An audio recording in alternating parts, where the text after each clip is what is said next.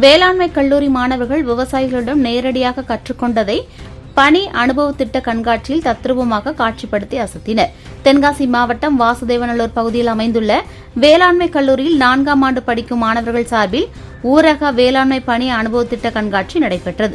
இறுதியாண்டு மாணவர்கள் தென்காசி மாவட்டம் கடையம், சங்கரன்கோவில், வாசுதேவநல்லூர் உள்ளிட்ட 13 சுற்றுவட்டார கிராம பகுதிகளில் விவசாயத்தை நேரடியாக விவசாயிகளிடமிருந்து கற்றுக்கொள்ளும் வகையில் கிராம தங்கள் திட்டத்தின் கீழ் தாங்கள் கற்றுக்கொண்டதை இந்த கண்காட்சியில் காட்சிப்படுத்தினர். இந்த கண்காட்சியில் விவசாய பொருட்கள், பனைமரத்தின் பயன்கள், அதனால் கிடைக்கக்கூடிய பொருட்கள், விவசாய நிலங்கள், சொட்டு நீர் பாசன முறைகள், பயிர்கள் சாகுபடி குறித்த முறைகள் உள்ளிட்டவைகளை தத்ரூபமாக காட்சிப்படுத்தினர். குறிப்பாக மழைநீரை சேமித்து அதன் வாயிலாக பயிர் பாசன முறைகள் இதில் காட்சிப்படுத்தியது அனைவரையும் வியத்தது. இந்த நிகழ்ச்சி பெற்றோர்கள், ஆசிரியர்கள் என அனைவரும் பங்கேற்ற நிலையில் மாணவர்களின் விவசாய காட்சிப்படுத்தல் முறை அனைவரையும் அசத்தியது.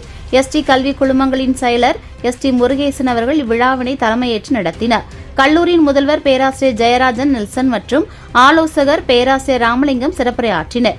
இந்நிகழ்வில் 80 பெற்றோர் கலந்து கொண்டு முதல்வர் மற்றும் பேராசிரியர்களிடம் கலந்துரையாடினர். மாணவர்களின் எதிர்கால வளர்ச்சிக்கேற்ற வகையில் திட்டமிட்டு கல்வி அளித்து வருவதாக கல்லூரி நிர்வாகத்திற்கும் பேராசிரியர்களுக்கும் நன்றி உரைத்தனர்.